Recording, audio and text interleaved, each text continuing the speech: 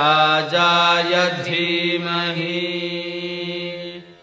तन्नो धन्वन्तरिः प्रचोदयात्। रागादिरोगान् सततानुशक्तान् अशेषकाय प्रसुतान् अशेषान् औत्सुक्यमोह अर्तिदान् जगान् यो अपूर्ववैद्याय नमोऽस्तु तस्मै. ನಾವು ವಿವಿಧ ರೀತಿಯಾದಂಥ ಭಾರತೀಯ ಪುರಾತನ ಗ್ರಂಥಗಳನ್ನು ನೋಡಿದಾಗ ವಿವಿಧ ರೀತಿಯಲ್ಲಿ ವಿವಿಧ ಉದಾಹರಣೆಗಳನ್ನು ನೀಡ್ತಾ ಆಹಾರ ಹೇಳುವಂಥದ್ದು ಒಂದು ಜೀವಕುಲದ ಅಸ್ತಿತ್ವಕ್ಕೆ ಯಾವ ರೀತಿ ಪ್ರಾಮುಖ್ಯತೆಯನ್ನು ಹೊಂದಿದೆ ಅಂತೇಳಿ ಕಾಣ್ಬೋದು. ಶಕ್ಯತೆ ದುಸ್ತ್ಯಜೇತ್ ಅಪಿ ಅರ್ಥೆ ಚಿರರಾತ್ರಾಯ ಜೀವಿತುಂ ನಾತು ಭೋಜನಂ ಉತ್ಸೃಜ್ಯ ಶಕ್ಯಂ ವರ್ತಯಿತುಂ ಚಿರಂ.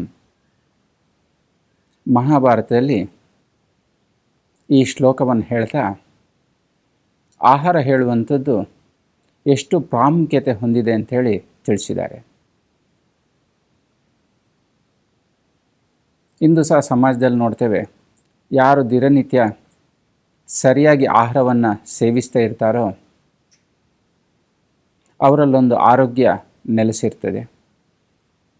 ಇಲ್ಲಿ ಆಹಾರ ಸೇವನೆ ಅಂತ ಹೇಳಿದಾಗ ಉತ್ತಮವಾದಂತಹ ಆಹಾರ ಸೇವನಾ ಪದ್ಧತಿ, ಇದನ್ನು ಯಾವಾಗ ಪರಿಪಾಲನೆ ಮಾಡ್ಕೊಂಡು ಬಂದಿರ್ತಾರೋ ಆಗ ಆರೋಗ್ಯ ಹೇಳುವಂಥದ್ದು ಇರ್ತದೆ. ಈ ಶ್ಲೋಕದಲ್ಲಿ ಶಕ್ಯತೆ ದುಸ್ತ್ಯಜೇತ್ ಅಪಿ ಅರ್ಥೆ ಚಿರರಾತ್ರಾಯ ಜೀವಿತುಂ. ಒಬ್ಬ ವ್ಯಕ್ತಿ ಧನ ಅಂತೇಳಿದರೆ ಹಣ, ಐಶ್ವರ್ಯ, ಇವುಗಳು ಇಲ್ಲ ಅಂತ ಹೇಳಿದರೆ ಚಿರರಾತ್ರಾಯ ಜೀವಿತುಂ, ದೀರ್ಘಕಾಲದವರೆಗೆ ಅನೇಕ ಕಾಲದವರೆಗೆ ಬದುಕಬಹುದು. ಇನ್ನೊಂದು ಅರ್ಥದಲ್ಲಿ ಹೇಳಬೇಕು ಅಂತ ಹೇಳಿದರೆ ದೀರ್ಘಕಾಲದವರೆಗೆ ಆರೋಗ್ಯವಂತನಾಗಿ ಜೀವಿಸಲಿಕ್ಕೆ ಅರ್ಥ ಅಥವಾ ಹಣ, ಐಶ್ವರ್ಯ ಹೇಳುವಂಥದ್ದು ಪ್ರಾಮುಖ್ಯತೆಯನ್ನು ಹೊಂದಿಲ್ಲ. ನಾತು ಭೋಜನಂ ಉತ್ಸೃಜ್ಯ ಶಕ್ಯಂ ವರ್ತಯಿತುಂ ಚಿರಂ. ಈ ಹಣ ಅನೇಕ ಕಾಲದವರೆಗೆ ಇಲ್ಲ ಅಂತ ಹೇಳಿದರೂ ವ್ಯಕ್ತಿಯು ಆರೋಗ್ಯವಂತನಾಗಿ ಬಾಳಬಹುದು. ಆದರೆ ಭೋಜನಂ ಉತ್ಸೃಜ್ಯ, ಭೋಜನ ಅಥವಾ ಆಹಾರ ಅಥವಾ ಅನ್ನವನ್ನು ಪರಿತ್ಯಾಗ ಮಾಡಿ ಆತನು ದೀರ್ಘಾಯುಷ್ಯಾಗಿ ಬದುಕಲಿಕ್ಕೆ ಸಾಧ್ಯ ಇಲ್ಲ ಅಂತೇಳಿ ಈ ಶ್ಲೋಕದಲ್ಲಿ ಹೇಳಿದ್ದಾರೆ. ಇಲ್ಲಿ ಧನ ಅಥವಾ ಐಶ್ವರ್ಯದ ಒಂದು ಉಪಮೆಯನ್ನು ಕೊಡ್ತಾ ಅದಿಲ್ಲದೆ ಬದುಕಬಹುದು, ಯಾವುದೇ ರೀತಿಯಾದಂತಹ ಒಂದು ವಿಶೇಷ ಸವಲತ್ತುಗಳಿಲ್ಲದೆ ವ್ಯಕ್ತಿಯು ದೀರ್ಘಾಯುಷ್ಯಾಗಿರ್ಬೋದು. ಆದರೆ ಆಹಾರ ಅಥವಾ ಭೋಜನ, ಅನ್ನವಿಲ್ಲದೆ ವ್ಯಕ್ತಿಯು ಆರೋಗ್ಯವನ್ನು ಕಾಪಾಡಿಕೊಂಡಿರಲಿಕ್ಕೆ ಸಾಧ್ಯ ಇಲ್ಲ ಅಂಥೇಳಿ ಈ ಮಹಾಭಾರತದ ಶ್ಲೋಕದಲ್ಲಿ ಹೇಳಿದ್ದಾರೆ. ಇಲ್ಲಿ ಇದರ ಜೊತೆಗೆ ಅನೇಕ ಉದಾಹರಣೆಗಳನ್ನು ಸಹ ನಾವು ಕಲ್ಪಿಸ್ಕೊಳ್ಬೋದು. ಇಲ್ಲಿ ಅರ್ಥ ಅಂತೇಳಿದರೆ ಹಣ ಅಥವಾ ಐಶ್ವರ್ಯವನ್ನು ಸೂಚಿಸ್ತದೆ. ಇದರ ಜೊತೆಗೆ ಇತರ ಐಷಾರಾಮಿ ಸವಲತ್ತುಗಳು, ಇದನ್ನು ಸಹ ಇಲ್ಲಿ ನಾವು ಸೇರಿಸ್ಕೊಳ್ಬೋದು. ಯಾವುದೇ ರೀತಿಯಾದಂಥ ಐಷಾರಾಮಿ ಸವಲತ್ತುಗಳಿಲ್ಲದೆ ಅನೇಕ ದಿನಗಳವರೆಗೆ ಜೀವನ ಪೂರ್ತಿ ಬದುಕಬಹುದು. ಕೆಲವೊಂದು ಸಂದರ್ಭದಲ್ಲಿ ನಾವು ಈ ಐಷಾರಾಮಿ ಸವಲತ್ತುಗಳನ್ನು ಬಳಕೆ ಮಾಡಿದಾಗಲೇ ಆರೋಗ್ಯಕ್ಕೆ ತೊಂದರೆ ಆಗೋದನ್ನು ನಾವು ಕಾಣ್ಬೋದು.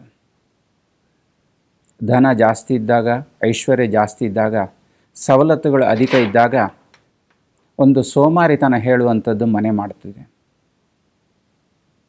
ಇಂಥ ಸಂದರ್ಭದಲ್ಲಿ ಆರೋಗ್ಯದ ಕಡೆ ಗಮನವು ಕಡಿಮೆಯಾಗಿ ಮಾಡುವಂತಹ ಚಟುವಟಿಕೆಗಳಿಂದ ಅನಾರೋಗ್ಯವನ್ನು ಒಂದು ಆಹ್ವಾನ ಮಾಡಿದಂತಾಗ್ತದೆ. ಉದಾಹರಣೆಗೆ ವ್ಯಕ್ತಿಯು ಯಾವಾಗ ಈ ಐಷಾರಾಮಿ ಸವಲತ್ತುಗಳನ್ನು, ವಿಶೇಷ ಸವಲತ್ತುಗಳನ್ನು ಹೊಂದಿದಾಗ ಅದು ಆರೋಗ್ಯವನ್ನು ಕೊಡೋದ್ರ ಬದಲು ಅನಾರೋಗ್ಯವನ್ನೇ ಕೊಡ್ಬೋದು.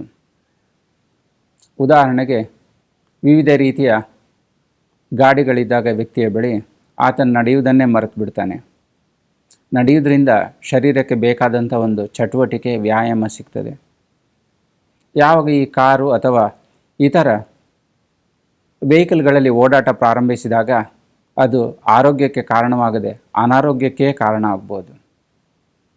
ಇಂತಹ ಅನೇಕ ಉದಾಹರಣೆಗಳನ್ನು ಈ ಶ್ಲೋಕದ ಮೂಲಕ ತಿಳಿದುಕೊಂಡು ಆಹಾರ ಹೇಳುವಂಥದ್ದು ಮನುಷ್ಯನಿಗೆ ಅಥವಾ ಯಾವುದೇ ಪ್ರಾಣಿ ಜೀವಜಂತುಗಳಿಗೆ ಆರೋಗ್ಯವಾಗಿರಲಿಕ್ಕೆ, ಸ್ವಾಸ್ಥ್ಯತೆಯನ್ನು ಕಾಪಾಡಿಕೊಳ್ಳಲಿಕ್ಕೆ ಹಾಗೂ ದೀರ್ಘಾಯುಷ್ಯ ಆಗಿರಲಿಕ್ಕೆ ಅತಿ ಅವಶ್ಯಕ ಅಂತೇಳಿ ತಿಳಿದುಕೊಳ್ಬೋದು.